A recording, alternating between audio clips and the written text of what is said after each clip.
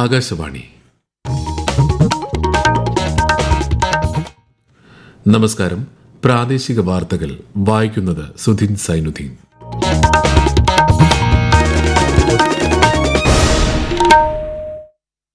പ്രധാന വാർത്തകൾ.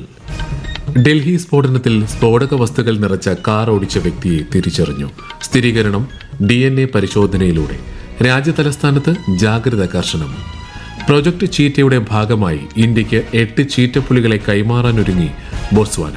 തീരുമാനം രാഷ്ട്രപതി ദ്രൗപദി മുർമുവും ബോട്സ്വാന പ്രസിഡന്റും തമ്മിൽ നടന്ന ചർച്ചയെ തുടർന്ന്.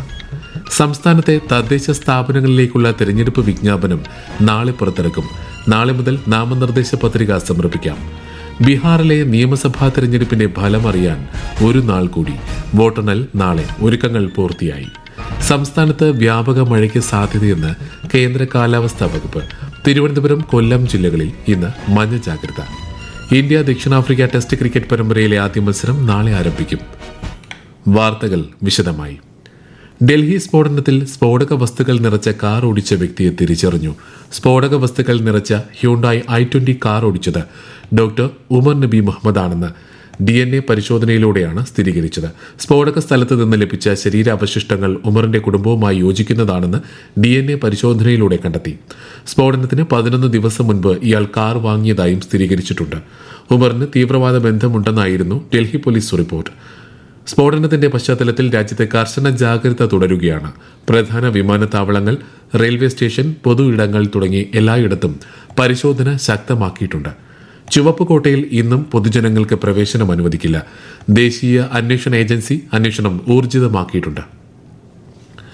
ഡൽഹി കാർ സ്ഫോടനത്തിൽ ജീവൻ നഷ്ടപ്പെട്ടവരുടെ വിയോഗത്തിൽ അഗാധ ദുഃഖം രേഖപ്പെടുത്തി കേന്ദ്ര മന്ത്രിസഭായോഗം.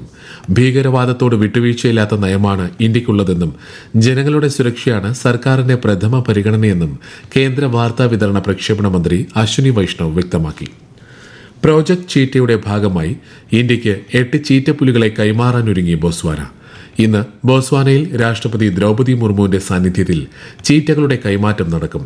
ഇന്നലെ ശ്രീമതി മുർമു പ്രസിഡന്റ് ഡുമ ബൊക്കോയുമായി നടത്തിയ ഉഭയകക്ഷി ചർച്ചയിലാണ് തീരുമാനം. ബോട്സ്വാനയിലെ ഇന്ത്യൻ സമൂഹവുമായും ഇന്ന് രാഷ്ട്രപതി സംവദിക്കും.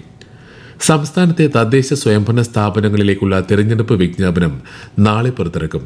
നാളെ മുതൽ നാമനിർദ്ദേശ പത്രിക സമർപ്പിക്കാം.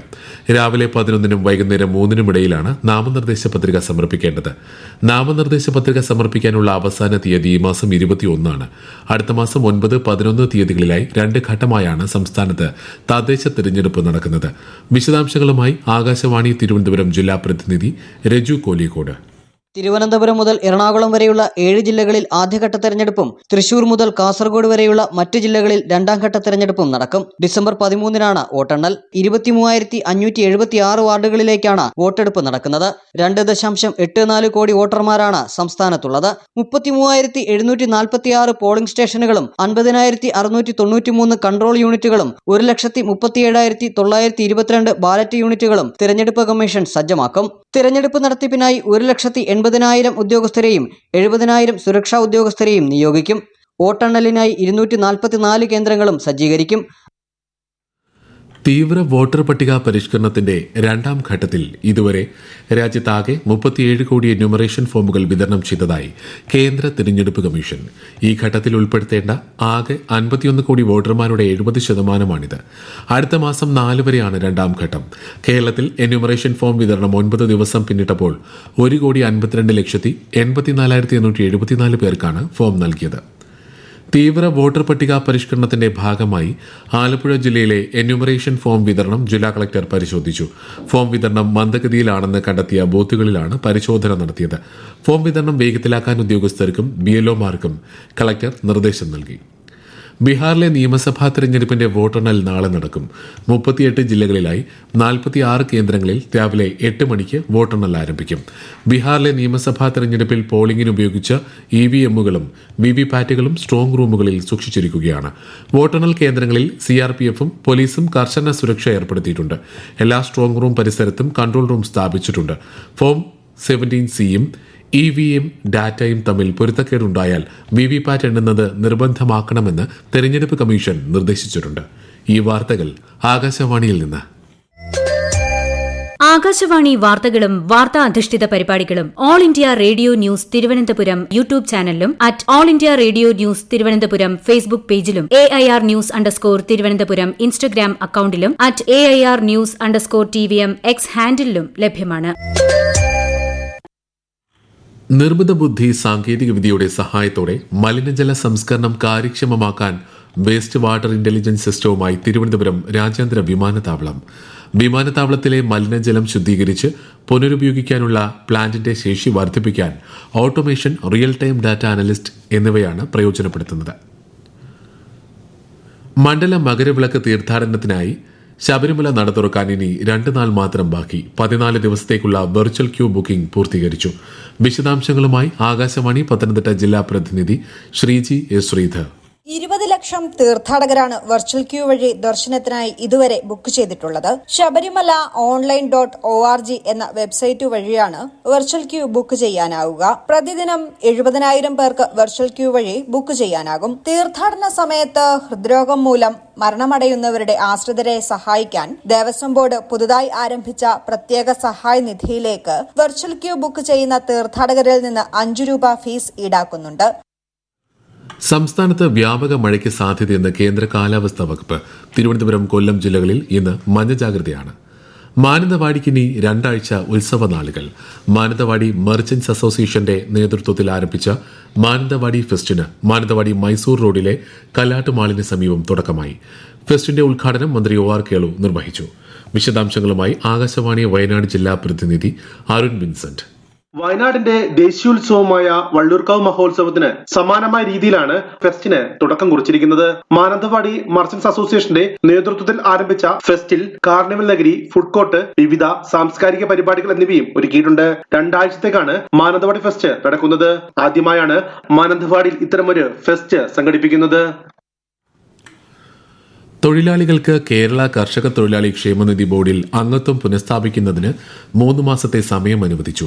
ബോർഡിൽ അംഗമായിരിക്കെ അംശാദായം അടയ്ക്കുന്നതിൽ 24 മാസത്തിൽ കൂടുതൽ കുടിശ്ശിക വരുത്തി അംഗത്വം നഷ്ടപ്പെട്ട തൊഴിലാളികൾക്കാണ് അംഗത്വം പുനഃസ്ഥാപിക്കാൻ അവസരമൊരുങ്ങുന്നത്.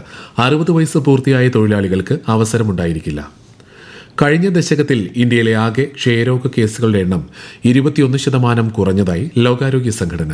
ഗ്ലോബൽ TB റിപ്പോർട്ട് അനുസരിച്ച് രാജ്യത്തെ ക്ഷയരോഗികളുടെ എണ്ണം 1,237 ആയിരുന്നത് 1,187 കുറഞ്ഞു.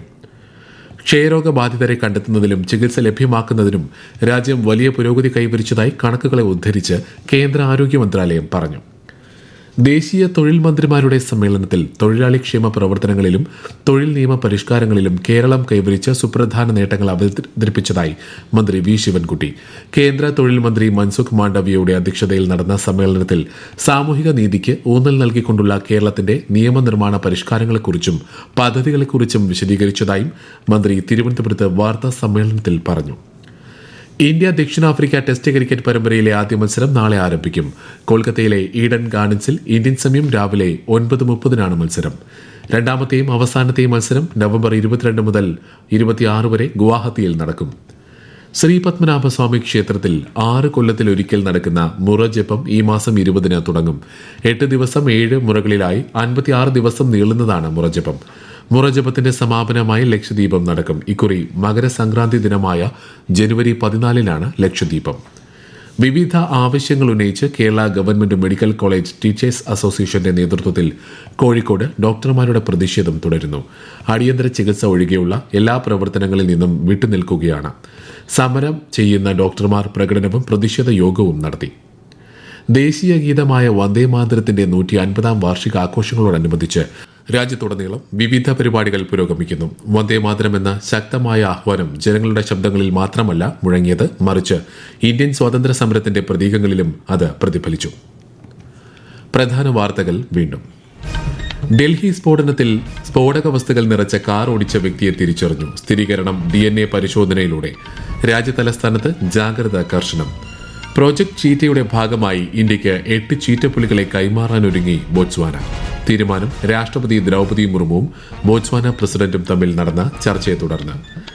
സംസ്ഥാനത്തെ തദ്ദേശ സ്ഥാപനങ്ങളിലേക്കുള്ള തിരഞ്ഞെടുപ്പ് വിജ്ഞാപനം നാളെ പുറത്തിറക്കും. നാളെ മുതൽ നാമനിർദ്ദേശ പത്രിക സമർപ്പിക്കാം. ബീഹാറിലെ നിയമസഭാ തെരഞ്ഞെടുപ്പിന്റെ ഫലമറിയാൻ ഒരു നാൾ കൂടി. വോട്ടെണ്ണൽ നാളെ. ഒരുക്കങ്ങൾ പൂർത്തിയായി. സംസ്ഥാനത്ത് വ്യാപക മഴയ്ക്ക് സാധ്യതയെന്ന് കേന്ദ്ര കാലാവസ്ഥാ വകുപ്പ്. തിരുവനന്തപുരം, കൊല്ലം ജില്ലകളിൽ ഇന്ന് മഞ്ഞ ജാഗ്രത. ഇന്ത്യ ദക്ഷിണാഫ്രിക്ക ടെസ്റ്റ് ക്രിക്കറ്റ് പരമ്പരയിലെ ആദ്യ മത്സരം നാളെ ആരംഭിക്കും. പ്രാദേശിക വാർത്തകൾ കഴിഞ്ഞു. അടുത്ത വാർത്താ പ്രക്ഷേപണം 12:50.